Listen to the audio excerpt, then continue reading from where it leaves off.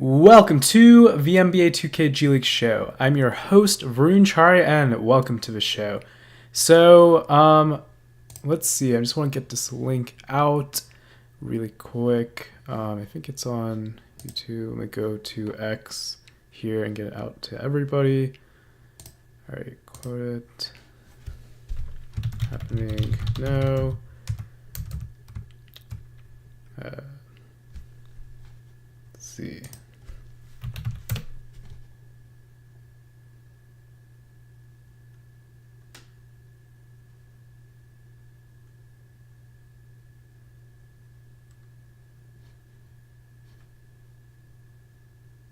Actually, I might be able to just do this on. Might be able to just do it on my phone really quick. All right, just 1 second, everyone, and then we will get started. Just need to get this out for the Twitter gang out there. Hope everyone is having a great Sunday where you are.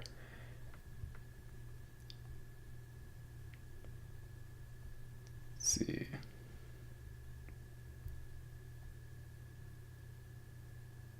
There we go. Cool.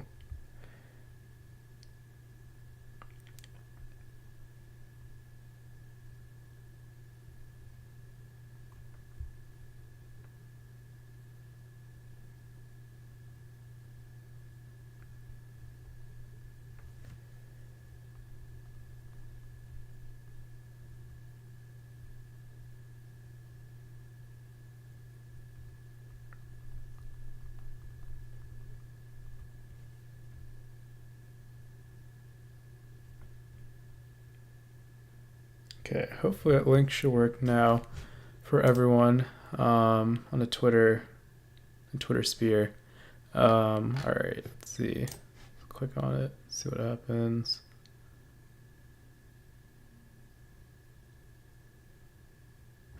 Interesting. YouTube is not loading for some reason, but I think that's okay because I don't necessarily need that probably as much for the live. Okay. I just want to get started. So, cool. All right, perfect. All right, let's get started. So, I want to kind of start getting into our discussion for today, and let's talk about first things first. Are the G League alum? I just want to give them a shout out, everyone. They've been having such a good year. Some of these guys, I really want to shout out guys who have really over the years have been working really hard in the G League, and I just want to make sure that we give them their flowers today. We give them we just give them praise. Like, they've been working really hard over the years, and it's awesome to see these guys finally start to get their shot and play well. And so I just gotta go through some of these guys here. So first player I want to talk about actually here is Jordan Walsh. Jordan Walsh, he's been having a very good season this year with the Boston Celtics. Ever since the Celtics put him into the starting lineup, they've been playing really good basketball. He had a really good game against the LA Lakers the other day. It was actually funny. Austin Reeves said that, Jordan Walsh might actually be one of the best defenders, soon to be in the NBA. And I just love that. I've gotten to see Jordan Walsh probably play at least 3 to 4 times over the past 2 years. It was technically his first professional game when he was starting off in his G League career. I guess that was when the Maine Celtics and when he was on assignment were down at DC playing against the Capital City Go-Go. He's just, I could tell every time I've watched Jordan Walsh play, the game slowed down for him, and I think that's a huge thing for Jordan Walsh. So, just want to credit him. Been really happy for his success. He's been looking really good this year for Boston. It's just been cool because even Sam Hauser was kind of his mentor. Was a guy who went through Maine and then had success for Boston later in his career, and now Jordan Walsh is hopefully going to be on that same path. Another player who similarly for Boston Celtics, while we're talking about Boston, is Josh Minot. He's been playing really well too. Getting his first really big NBA opportunities this year, and I'm really happy for Josh because he's been really grinding it hard, and with the Iowa Wolves, like, he's been working super hard. He's been playing he's been playing a lot of basketball in the G League for quite some time, and so it was nice to see that when Boston signed him over the summer, he was getting more opportunities. He was really starting to put it together, and to show that he's an NBA player. So been happy for him as well. Continuing to our next player, I'm going to talk about Colin Gillespie next. And Colin Gillespie, he has been a player that, this year he's been having a very good season. I want to pull up his stats actually really quick. I honestly thought maybe one of the most underrated moves that the Suns could have made was getting Colin Gillespie, on that contract. It was, I think, a $2 million deal guarantee, but he's playing really well. His contract is technically 1 year, so he is. I would imagine he'd be a free agent. I do want to actually just double check that. I believe his contract was 1 year guaranteed. Yes, 1 year, 2.38. So this is his only year technically that he can be in Phoenix for at least this year on the contract wise, but he can always return. But obviously a lot of other teams will probably throw out bigger offers to him if he continues to play this well. But he's shooting 42.9% from three. He's getting 3.7 rebounds, 4.9 assists, 1.2 steals, 13.3 points per game, and just 26 or 27 minutes. I mean, that's really impressive.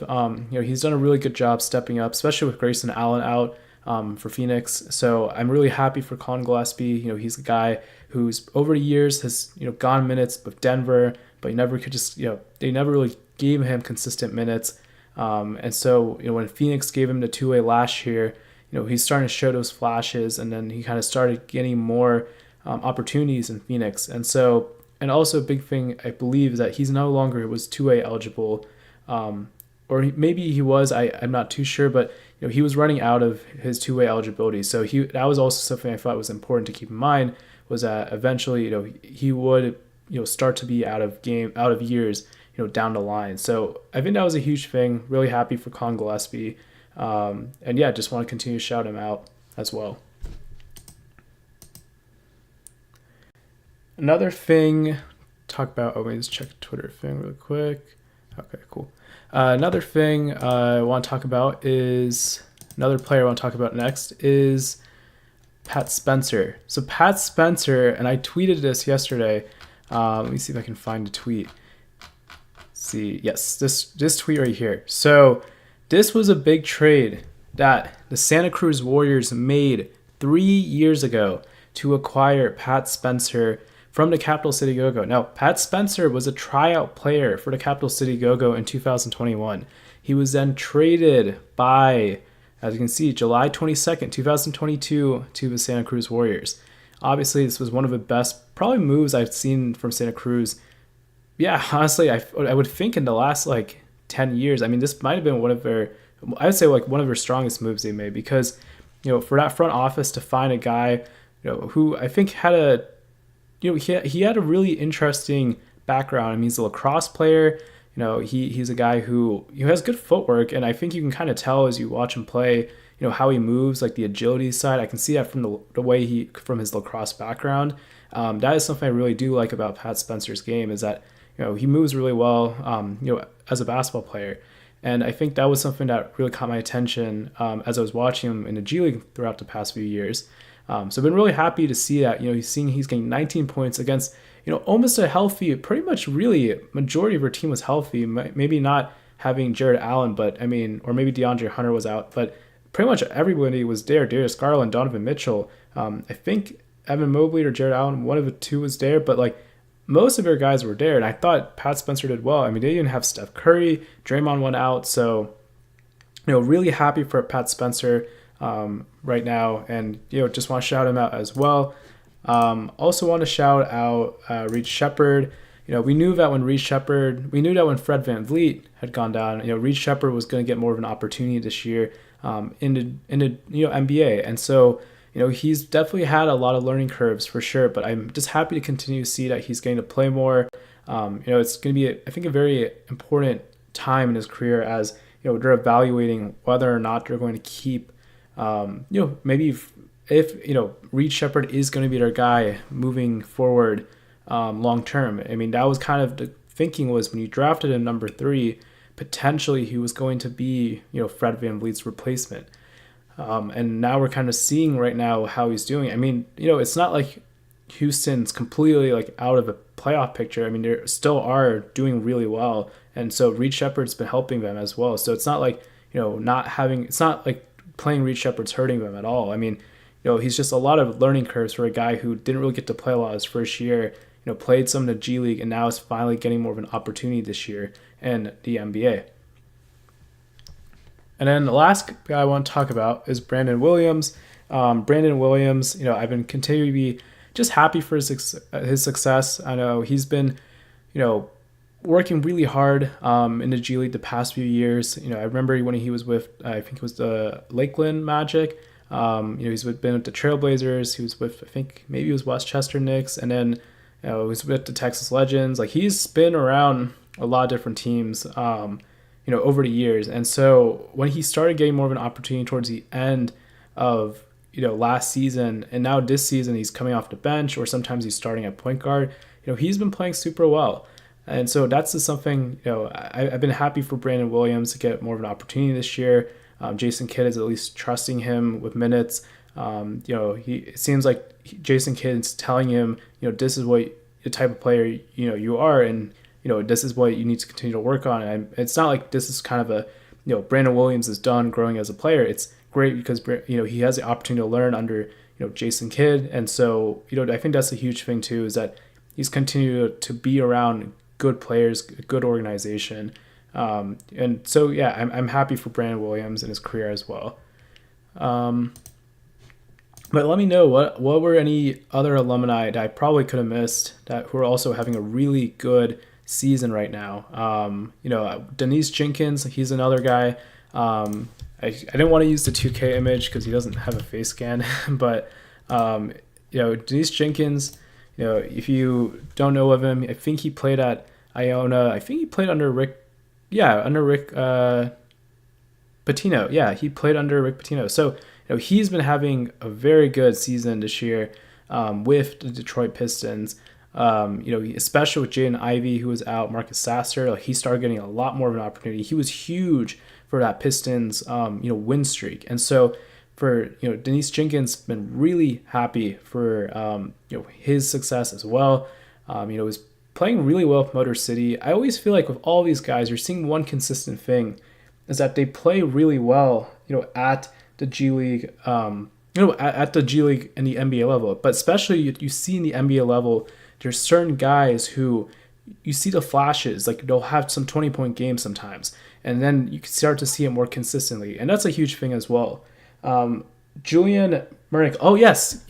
Also Spencer Jones as well. Yes. Thank you, Julian.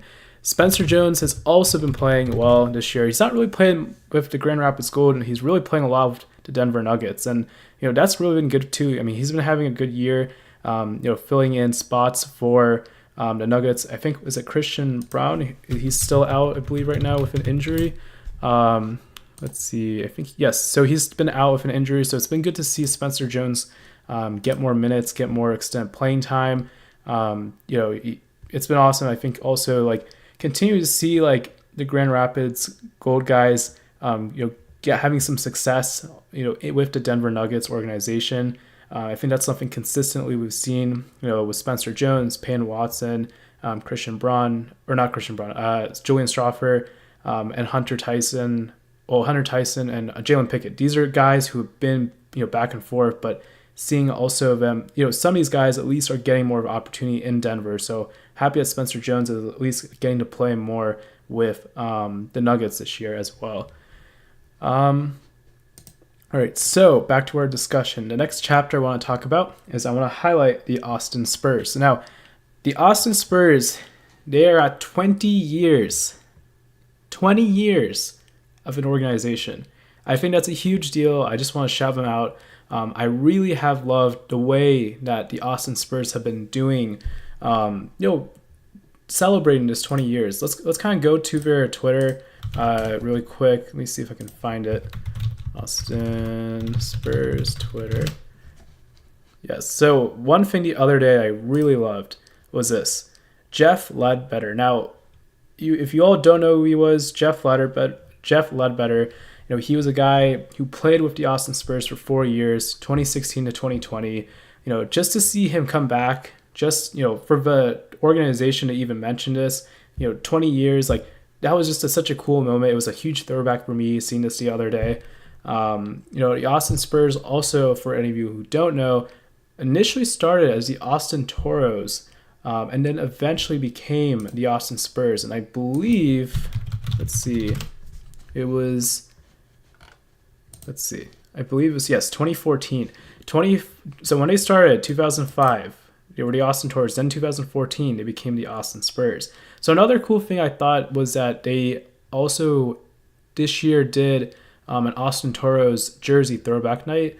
I love that. I think it's cool when we're seeing some of these G League teams do that, because last year we saw like the Maine Celtics, they would do a Maine Red Claws night. I know this year the South Bay Lakers are doing an LA Defenders night. So I am pretty excited to see that they're doing that as well. And so, it was just really awesome to continue to see that the Toros and the Spurs are celebrating this 20 years, and just want to shout them out. Yeah. All right. So next thing I want to talk about is the G League season review. I want to kind of talk a little bit about the G League season as a whole. Let's kind of talk about the standings here, if I can pull it up.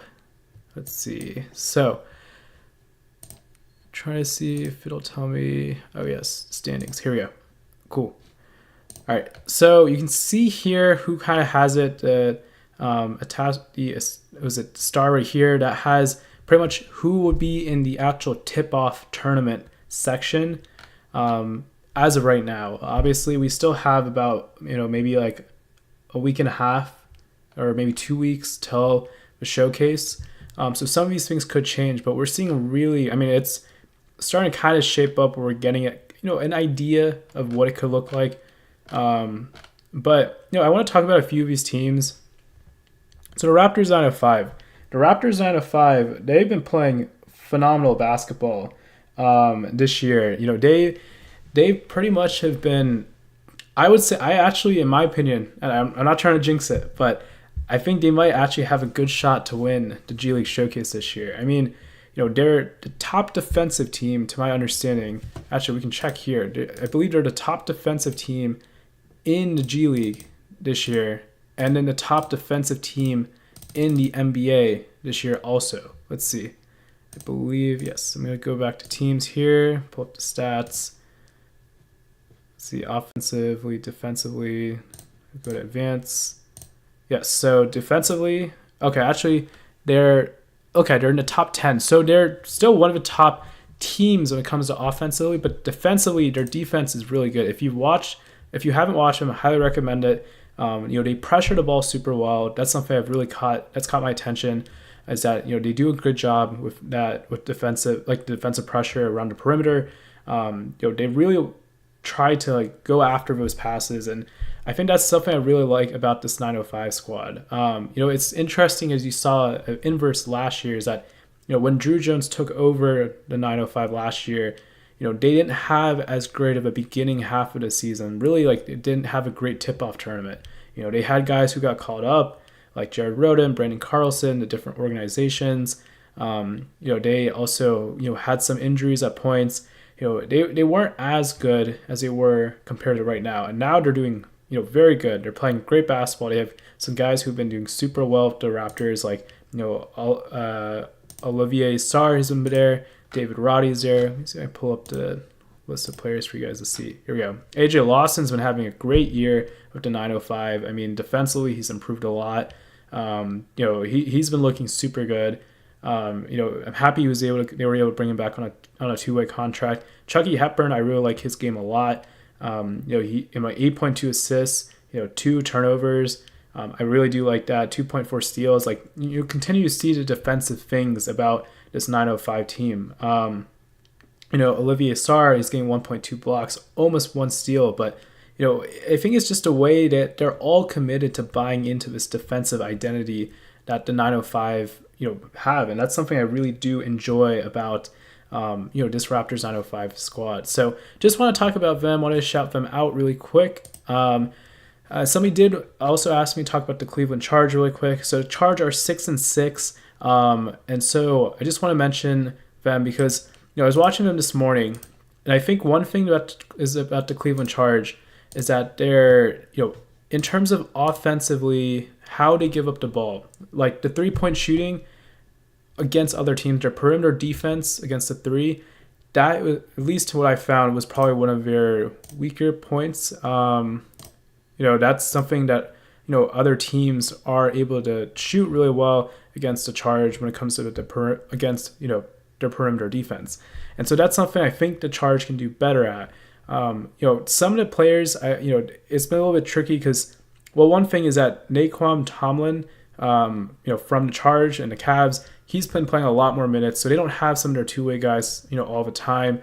When Cleveland's hurt, like then Luke Travers and Chris Livingston, they end up spending more time with the Cavaliers, and so the Cleveland Charge then don't have maybe some of their guys, but that is something I'd like to see, maybe some more improvement here, is just trying to see how they can just do a better job defending those exterior threes from other opponents. One other thing too is somebody did ask me to talk about Killian Hayes. So I did spend a good amount of time watching Killian Hayes this morning, and so my take is that Killian Hayes. Let me see if I can pull up his stats. Yes, so Killian Hayes. Okay, so right here you can see here Killian Hayes is averaging 23.6 points per game, shooting 34.7% from three. 84.2% from the free throw line, 6.6 assists, 1.7 steals, almost 1 block, 2.6 turnovers. Now, yes, and he's also getting 3.6 fouls. So, my thoughts are, I think he's improved. Now, I don't know what's the next step for him in terms of, will he get a call up? I'm not sure yet. Because I think one thing is that the biggest thing I think people talked about Killian Hayes is that his 3-point shooting wasn't really there, and it was also feel like his shot selection wasn't also his strongest suit. I do think he's improved in terms of like his interior game, that he's not always settling so much for the 3-point shot, but I do think that is something that NBA teams probably want to see him shooting the ball better and making smart shots when it makes sense. Sometimes like I noticed he was airballing some shots, and so I think that's something I just want to continue to see is making the right shot at the right time, making the right pass at the right time. Again, it doesn't matter if you're averaging 50 points. Well, okay, I won't say that 50. It doesn't matter if you're averaging like 25, 26 points per game in the G League. Because at the end of the day, these scouts aren't looking for guys to score 26 points on their NBA roster. Maybe right now, maybe you can do that. Maybe these guys can do that in the NBA eventually. But right now, they want to be able to know that they can trust that you can do the limited role. And if you can kind of earn the trust of the coaching staff and the organization, the front office, maybe they will be able to eventually, you can show them you can do more at a later point. But right now, I want to be able to see Killian Hayes continue to be, do well defensively, improve on his 3-point shot. That's going to be huge. Making the right read, that's also going to be really important in his career. I do like a lot that he's at least shooting the ball better compared to his last season with Long Island. So those are huge things as well for Killian Hayes. And so, let's see. I don't know if Killian Hayes, if he doesn't get called up this year, look, I don't think if he completely is out of the I don't think if he doesn't get called up, he can go overseas. And I don't think that means his career is completely over in terms of the NBA. We've seen guys who sometimes it benefits when they go overseas. Like we've seen Dante Exum, Guardian Yabusele, who else? Nigel Hayes Davis. Like there's guys who go overseas. They also get better when they go overseas and then they come back. And it just depends. Like overseas basketball too, G League basketball is also different than the NBA. I think guys have to at least play more consistently. And Killian Hayes was young when he got drafted. I think he's 22, 23 right now. So maybe he's still pretty young. Like, some guys come out of college and, are even older than him right now. And he's already been around professionally, like at least from the NBA side, like for 4 to 5 years. And so, that's another thing I just want to kind of highlight is that I think he is showing improvement, but I do want to continue to see, his 3-point shooting improve, and just continue to see that, his playmaking, just making the right reads, at the right times as well. So yeah, I think that's kind of the next thing I was going to talk about. And then I want to go back here to the standings. Some teams who I think are struggling, I do want to talk about something that does happen sometimes with, I guess teams who struggle versus then teams who do way better when it comes to the end of a regular season. Just because a team, is playing phenomenal in the G League Showcase section, like this first 2 months of the G League season, it doesn't necessarily always carry over into the actual NBA G League regular season, that the season that's from January to April, and then that playoff time as well. What happens is, these guys who do play well, they can get called up. They get called up on two-way contracts, and then that means the teams who were doing super well, they're guys who got called up. Now they don't have the same talent that they initially had, and so that does change some things. Kind of going into the regular season post showcase, and so that's something I did want to talk about as well. But I remember the Osceola Magic last season. They were really struggling last year, actually, in the first 2 months in that showcase section of the G League season. And that was something that it was quite interesting, because you had all these guys who were really good from different G League teams the season prior, and then it probably took them some time to kind of mesh. And then I thought a huge thing was them getting Colin Castleton. But then they started to really, put it together, and they made it to the G League finals. So look, just because if you follow these teams and there's one of your teams that isn't not playing super well, it doesn't necessarily mean that they're going to have a bad season once I guess end of December, January starts for the regular season. It doesn't mean they won't make the G League playoffs in April. So just have some hope. I just wanted to mention that. Some of these teams I think also been impacted by, one other thing that I think that's important to mention is the FIBA qualifiers. FIBA qualifiers, if you don't know, these are teams that are put together by different countries to qualify, I believe, for FIBA. And then also I think it helps something with the Olympics down the line. But that is another thing that I think is important to keep in mind, is that guys from other teams do get, I guess, they get pulled to play with their home country, and so then they also don't have maybe some of their players, and so that also contributes to maybe why some of these guys or some of these teams aren't playing maybe as well as they were hoping. But so some things I will say, I've been watching really closely, like Valley Suns, Santa Cruz Warriors, because I've been really curious how they're not winning more games. Westchester, I mean, some of these teams have just been hurt. Like Westchester, they've been hurt. I've been noticing that, or they don't have all their guys all the time. Santa Cruz, Valley Suns, defensively, I think was something that caught my attention, was their defensive rating wasn't like the highest or something. Let's see if we can pull it back up. Yes, their defensive rating was 102. They both have the lowest defensive rating, in the G League, and so I think that's one thing you have to also keep in mind is hopefully they get improved there. I do really like, though, for Santa Cruz, is that Marquise Bolden. What's really caught my attention, if you remember Marquise Bolden, he played for Duke back, I think, in 2017 to 18, or 2016 to 17, in that time range. He's really been shooting the ball much better this year. Marquise Bolden, let's see, he's shooting 40% from three, which I don't remember, coming out of college, that wasn't really his game. He wasn't shooting a whole ton of threes. And so it's been awesome to see that he's starting to shoot the ball more in his career. And I think that's huge, because you have to be able to do that to shoot, these days in the NBA. So that was a cool thing to see as well. But, continue to see if these teams can improve as we kind of get towards a regular season. What also happens is as the 60 days ends on Exhibit 10, so, teams can trade. Technically, teams can make trades now, but it's more likely that they can trade after those 60 days, so they're not paying the bonus of the player even when they're on a different team during that 60 days. So after the 60 days ends, they don't have to worry about paying any bonus. And so it's more likely that they can trade guys if they really wanted to. So that's just something I wanted to also mention as well. I want to now get on to the next section.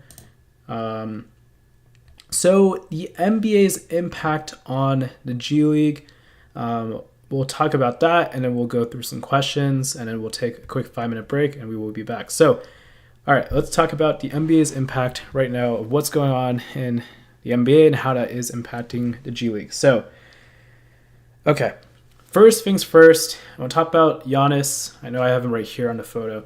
Giannis has been, look, we don't know what's going to happen. For me, once I see it, like, then I'll know, like, if a trade happens, a trade happens.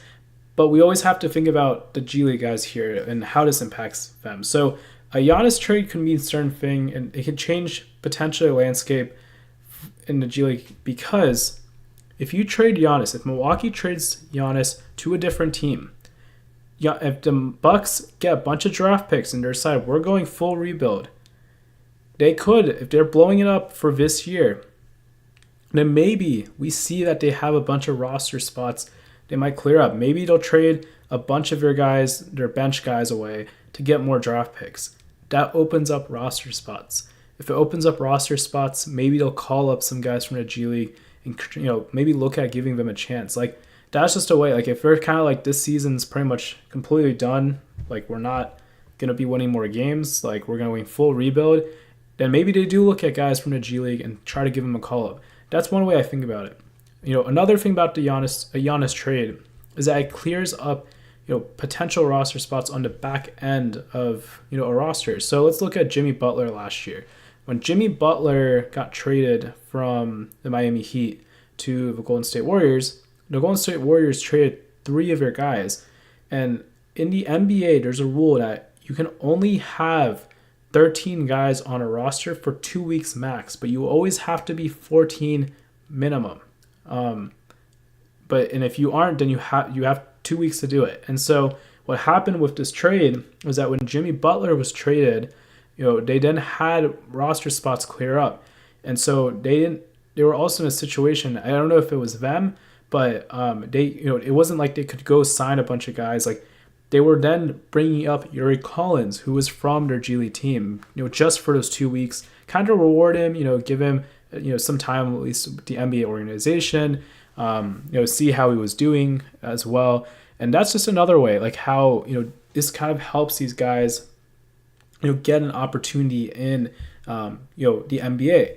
Another also important thing is that when you do trade these guys, maybe these 13, 14, 15 roster spot guys, what also then happens is that this takes those guys get traded to a different team. The team cuts those guys, and then if those guys don't get an opportunity elsewhere in the NBA, they might sign into the G League. So let's use, for example, Chris Middleton trade last year when Patrick Baldwin Jr. from the Wizards. Chris Middleton gets traded to the Wizards. Patrick Baldwin Jr. gets traded to the Bucks. Then the Bucks trade to the Spurs. Spurs cut him. Then what happens is that Patrick Baldwin Jr. signs with the San Diego Clippers, the LA Clippers G League affiliate, which then means, and it wasn't like a two-way contract, it was a 10-man roster spot G League contract, meaning they then had to cut somebody on the G League, on the San Diego team, one of those 10 rostered players, to bring in Patrick Baldwin Jr.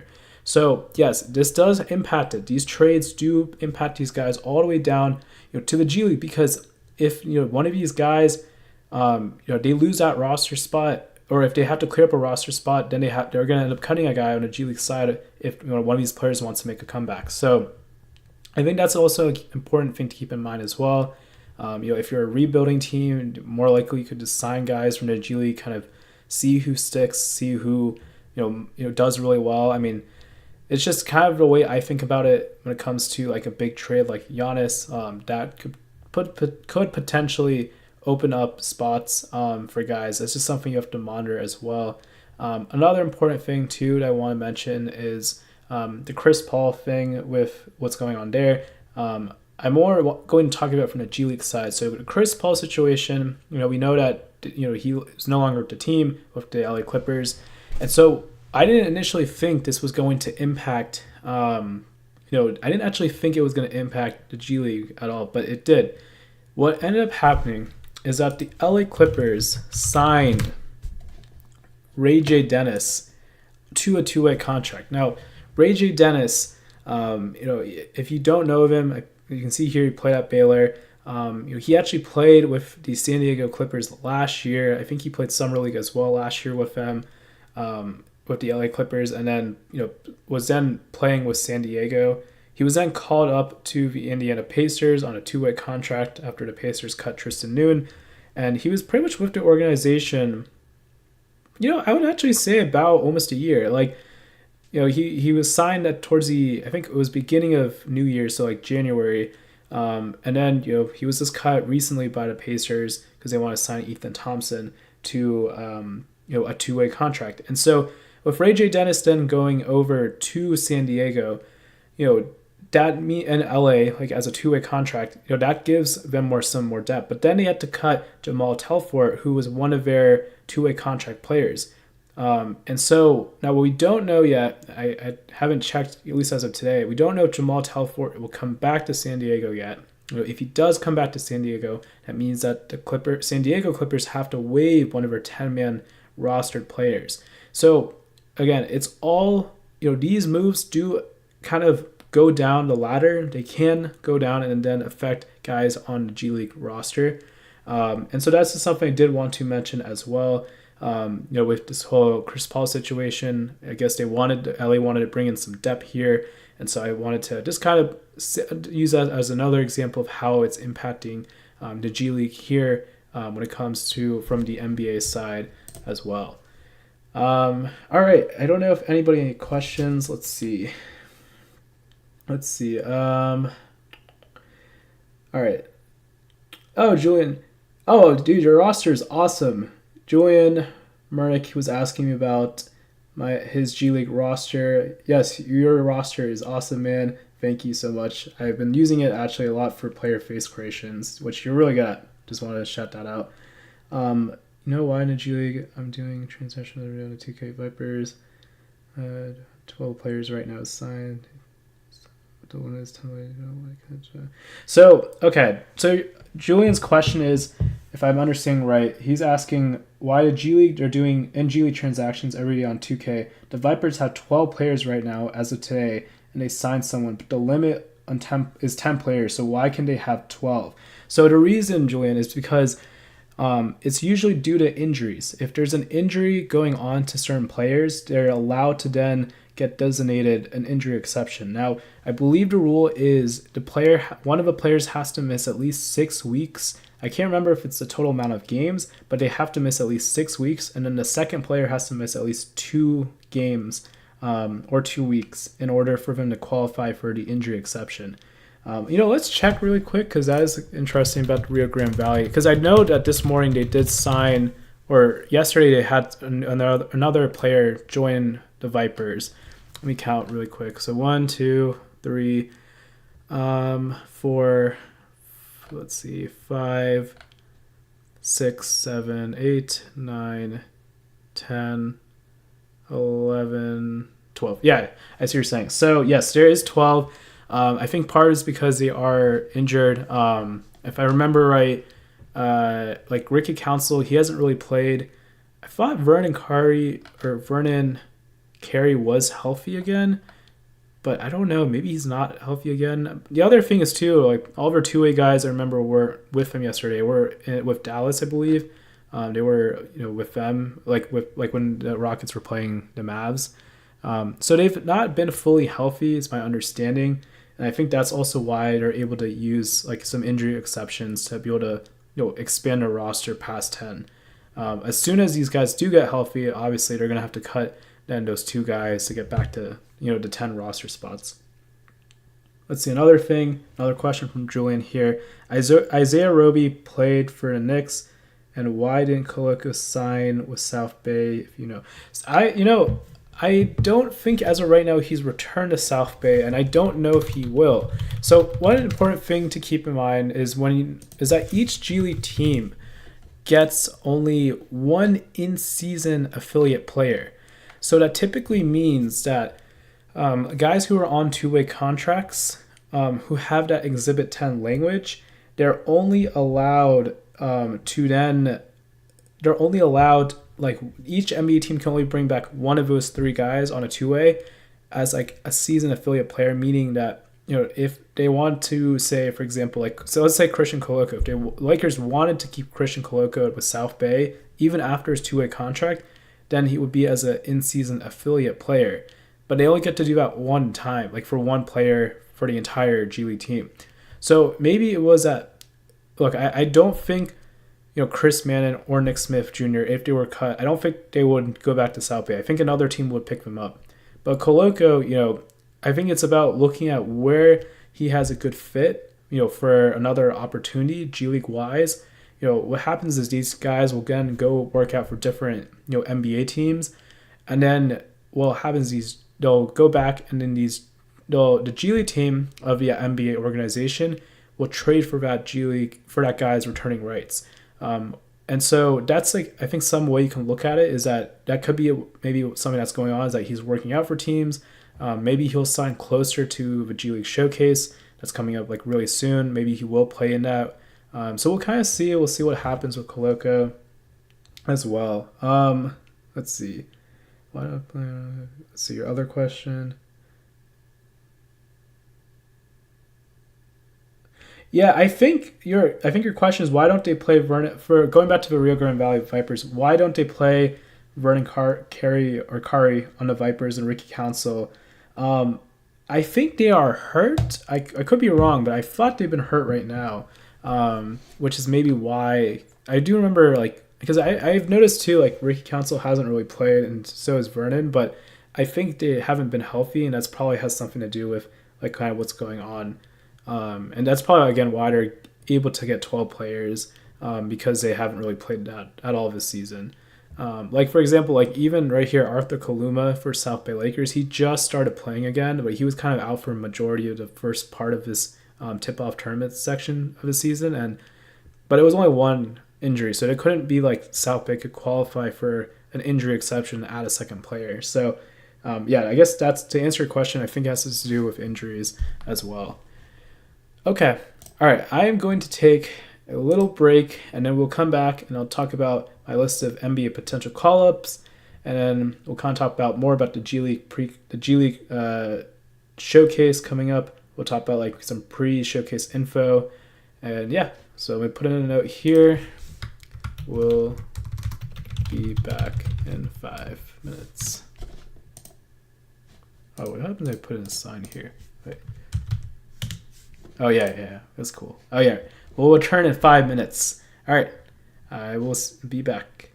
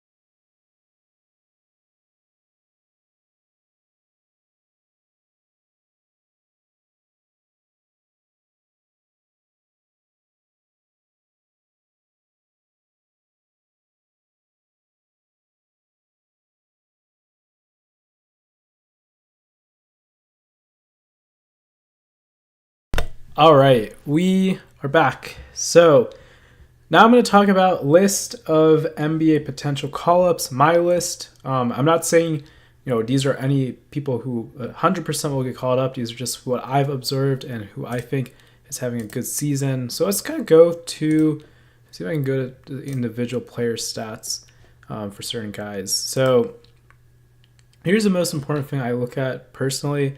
I'm not looking for the guys who are scoring 30 points per game necessarily. I'm looking for the guys who I'm seeing other traits than just scoring. I'm looking for who's a good three-point shooter, maybe who's a really good defensive player.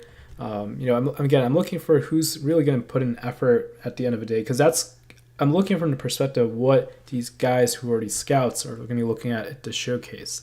So, the biggest thing, some guys who have really stood out to me this year, let me kind of talk about, actually I'll just type it up, so if you see his name, Dink Pate. So Dink Pate, I think, has been having a really good season, with the Westchester Knicks. Again, a lot of Westchester, a lot of their guys have been dealing with injuries. They haven't been fully healthy as well. And so, I think that's been kind of one other thing is that, that's been challenging is that Dink Pate, he has taken more opportunities this year because I think with all the injuries that have been going on. But, this was a guy who he was considered a lottery pick, a top 15 player, at least in the draft for this past year. And, he didn't get drafted, but the Knicks at least were able to get him, within their organization. As you can see here, he played Summer League. And then, he is now playing with the Westchester Knicks. So, he can do things like, and I know I think Instagram's kind of blurring the image, but 37 points, 11 rebounds, 13 assists. Like, he can do those type of things. He's capable of it. And, he played with G League Ignite, so he's kind of learned from some, former NBA players, within that system. And so, I think that's a huge thing, is that I think Dink Pate, he's a young player. I think he's 19, 20, let's see. Oh yeah, he's only 19. So, he's having a really good year with Westchester, I would say. And I think, given how young he is, I would be really curious if he does get a two-way contract, this year. Let's see how his G League showcase goes. But I think if he has a good showcase, I think he's got a shot to make it, this year to, the NBA. So I hope, I'm rooting for him. Again, a guy who has been with G League Ignite too, so obviously a big G League player. So, I'm definitely rooting for him for sure. Another guy I really like too from his game is Kobe Johnson. This is Jalen Johnson's younger brother. Kobe Johnson, he's playing, funny enough, within the Hawks organization. He's playing with the College Park Skyhawks. But Kobe Johnson, I really like is that, he's a guy who, let's see if I pull up his stats. He's doing a good job defensively. He's doing well when it comes to, his, like the defensive end of his game. I mean, he's getting 2 steals a game, 1.6 blocks. Yes, it is 5 games, but he has the athleticism, and I will be curious to see if he continues to do well, if that can carry over to I guess the NBA level. But if he can knock down the 3-point ball, if he can do things, if he can continue to shoot the ball super well and improve his 3-point shooting right here, I'd be really curious to see what else, if he continues to also, I don't know, with Kobe Johnson, the way I look at him is he seems like he's a guy who can do a lot of different things. He's a jack of all trades, but I think that could work depending on the type of organization you are. I don't know if he'll fit for everyone because, maybe he's not, specifically just a 3-point shooter, or maybe, he doesn't do one thing super, super well. But I think if you're a team that needs somebody who to kind of fill in and be able to move the ball, be able to just go out, defend super well, if he's able to kind of improve on one of those aspects at least better than the other, I think he's got a shot to eventually make it. I really do like his game a lot, and so he's something I did want to just highlight. I like the way when it comes to his defensive side, His 3-point shooting, I think, is going to improve. I think he's right now hurt, or he's just not been playing as recently. I think he's out with an injury. But, Jalen Johnson's playing super well too, so I've been kind of happy to see his family, like, the Johnsons have been playing, they're playing good basketball, I feel like, too. So another player I want to also talk about is Kennedy Chandler. Kennedy Chandler has also been playing super well this year in the G League. Let me see if I can pull up. Let's see. Yes, so I want to pull up assists right here. So, Kennedy Chandler is leading the G League in 10.4 assists. He's averaging 21 points per game, and he's only turning the ball over 2.2 times a game. Now, my biggest thing for Kennedy Chandler is that his strongest thing isn't necessarily going to be finishing over NBA contact. That's not going to be his strongest thing, but he's at least able to make the right read. That's something he can definitely do super well. He can get into pockets sometimes of guys. He's quick. That's a big thing about Kennedy Chandler. Like, yes, he is a smaller player, but he's really quick. This is a guy who came out of high school. He was a top 10 high school player on ESPN's rankings. Went to Tennessee. He slipped in the draft. He didn't make it he didn't make it fully into his first year, I guess, mostly because the Grizzlies had some injuries going on, in the very end of his first season with the Grizzlies. He goes to the Long Island Nets. He goes to the Raptors 905. But this season is his best season, in my opinion. His first season, full G League season, with the Long Island Nets, he was actually averaging 5 assists around a game. It was averaging 2.5 turnovers. So he's really improved a lot as a player. Actually, if I click on stats, I think you will be able to see.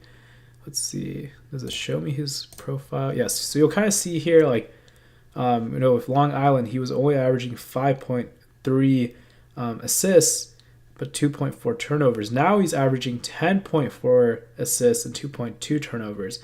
His steals are kind of the same. I think his 3-point shooting is kind of dipped a little bit, so I would say that's something I think that he can continue to improve on. But if he can improve on that, I think he's got a shot to at least show teams maybe to take a flyer on him. And so I really do like with how Kennedy Chandler has been doing super well this year.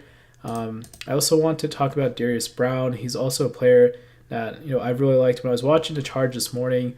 He's also always seems like he's making the right read, the right pass to get his guys involved, and I think that's always going to be important when it comes to the NBA side. Is if you can go get your other teammates involved, if you can run the play that your coach at the NBA level wants you to run, and you do it the right way, that's like literally one of the most important things for these G League guys.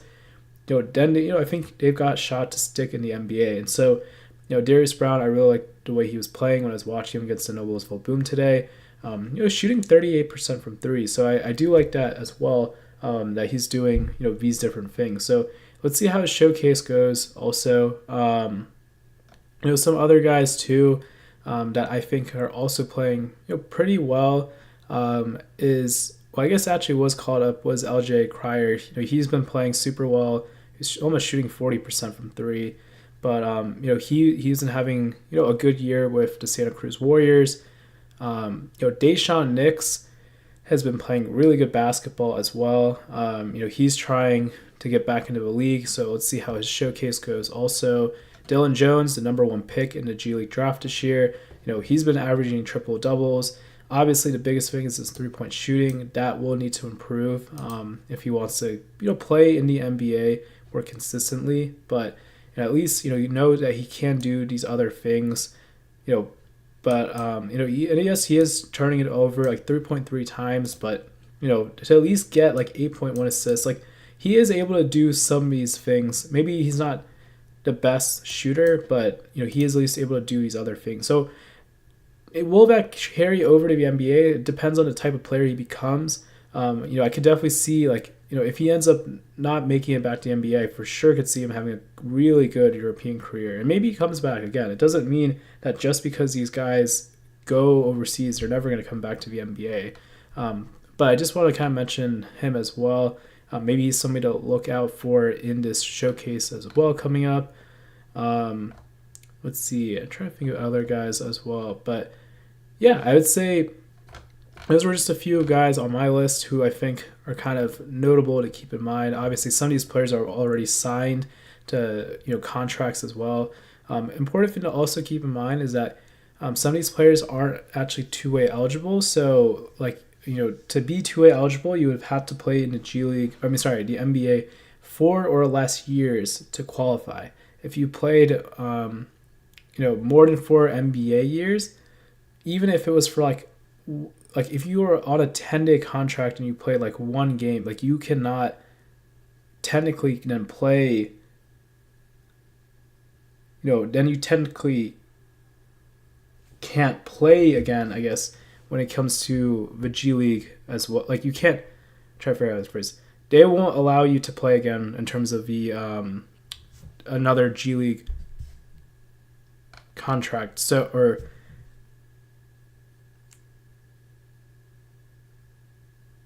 Okay. Sorry, wait. I think there was a problem issue I was having with my stream. Okay. Sorry, I got a little distracted. My bad.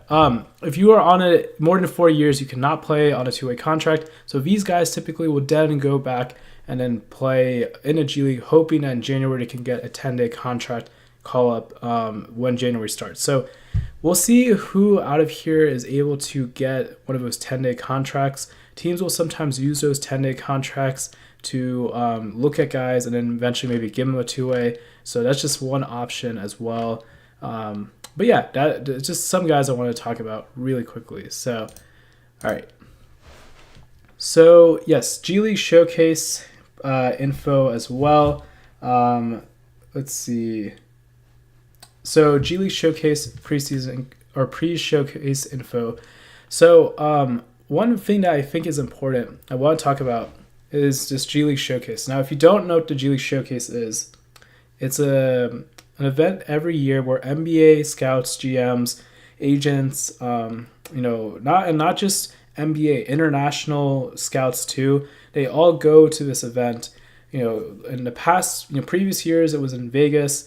Some years it used to be in different cities, but right now for at least the next, I believe, 2 more years, it's going to be in Orlando. Unfortunately, I believe they're not doing a fan day this year. They did it last year. I was actually really bummed because I wasn't finding any tickets for it this year.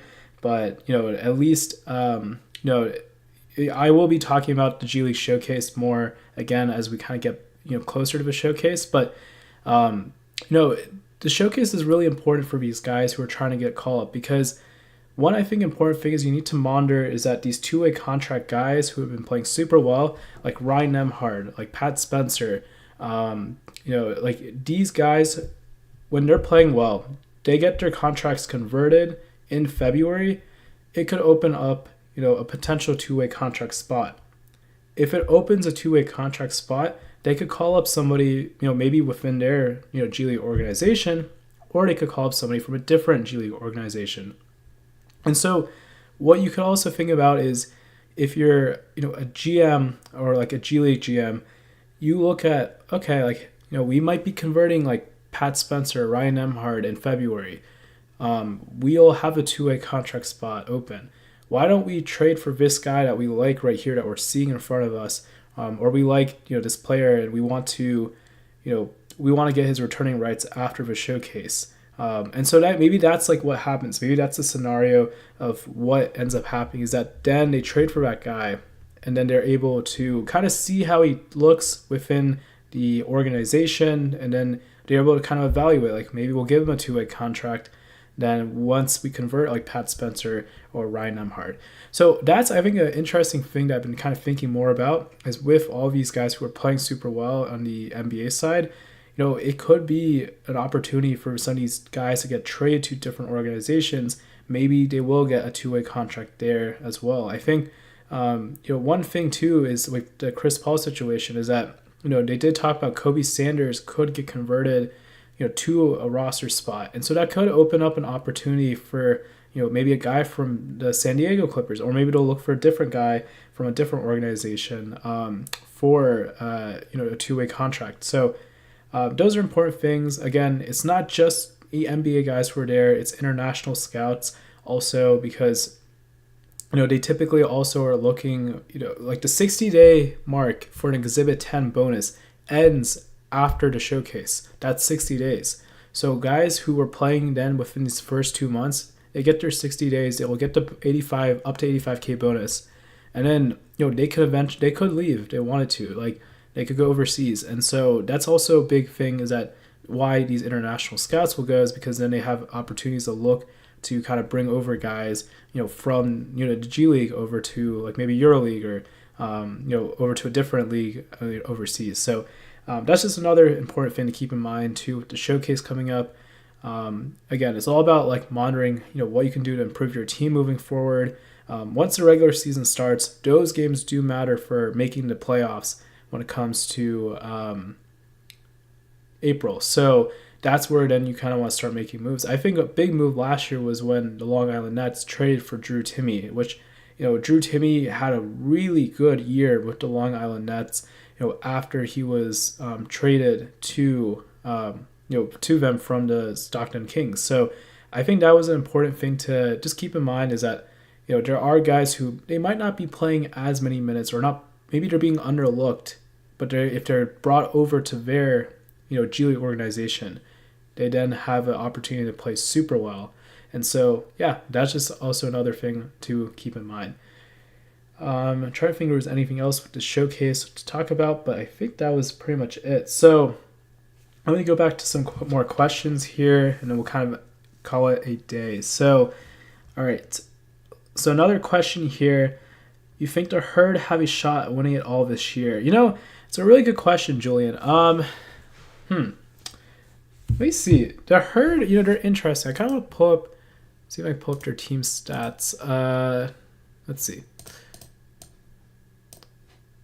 So the Wisconsin Herd, we go to their advance. I'm curious, where are they offensively? So Herd are 22nd. Let's also see who's on their team. And then defensively, where are they at? The Herd are 17th. Okay.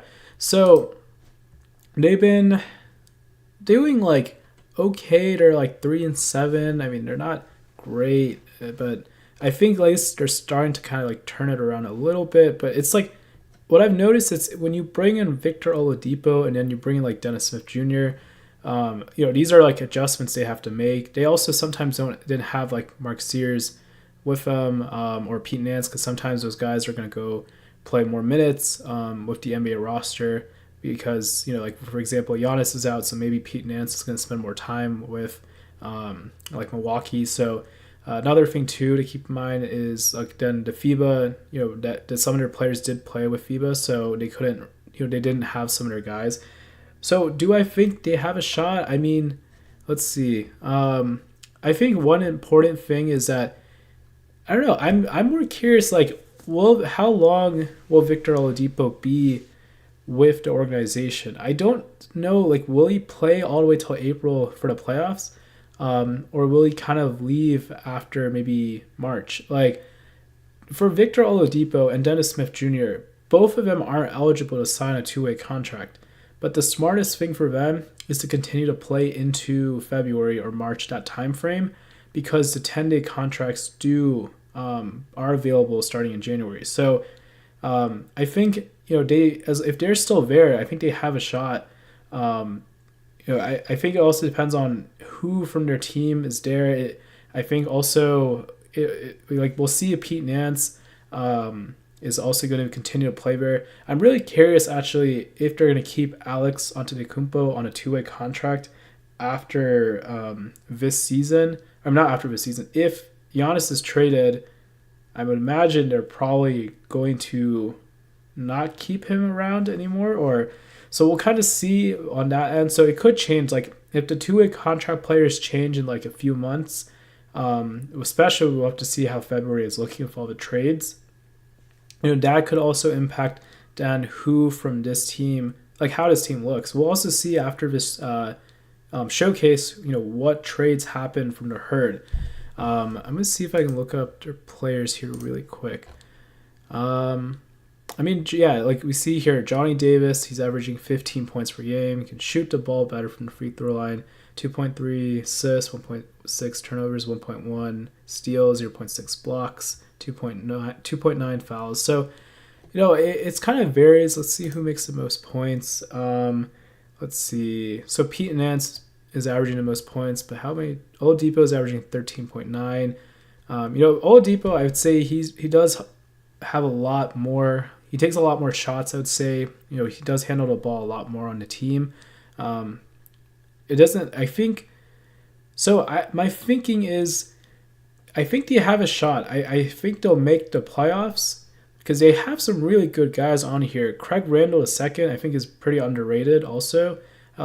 Yes, he does score the ball. Like, that's kind of one of his big things, but I think he's a good basketball player too. Like, so I think they have a squad for sure. I think they have a shot to make the playoffs. I don't know how far they'll get because, again, right now, like, what we're seeing at G League could change a lot in 3 to 4 months because of what could happen in the NBA, and then also what happens for so if some of these guys end up going overseas. So, but if I'm looking at this roster, I don't know if I see them fully winning it all, but I do think they at least can make it potentially to the playoffs. I mean, I think they're starting to turn some things around, but it kind of varies like game by game. And also, a lot of times in these showcase tournament sections, they're also playing the same teams usually again. So when you go to a regular season, they're not going to always play the same teams like in their division or their section. They're going to also start playing other teams from different parts of the country. So that might change a little bit of maybe, I guess, like their rankings a little bit. So just another thing to keep in mind, but yeah, I was going to just mention that as well. Let's see if anybody else has any other questions. But yeah, unless anybody else has anything else, I think that's pretty much going to be it. So thank you so much for watching today. I'd love to do more of this. Trying to do this every month if I can. I'm actually in the process of moving right now. So hopefully if I can kind of get more situated after I moved, and I can do another one of these next month. But I'm going to try to do maybe a video, probably maybe like towards the end of the showcase, just talk about the highlights of what I saw of the showcase. So I'll probably do one more live closer to the showcase, like at the end, and just talk about some guys who really stood out. And yeah, but feel free, if you are on social media, always feel free to DM me. Let me know if you want to talk anything about G League, always down. And yeah, thank you again for watching, and have a great day. And if you watch this, feel free to subscribe, like, or dislike, because hey, you do you. This is the NBA 2K G League Show. I'm your host, Rune Chari, and peace.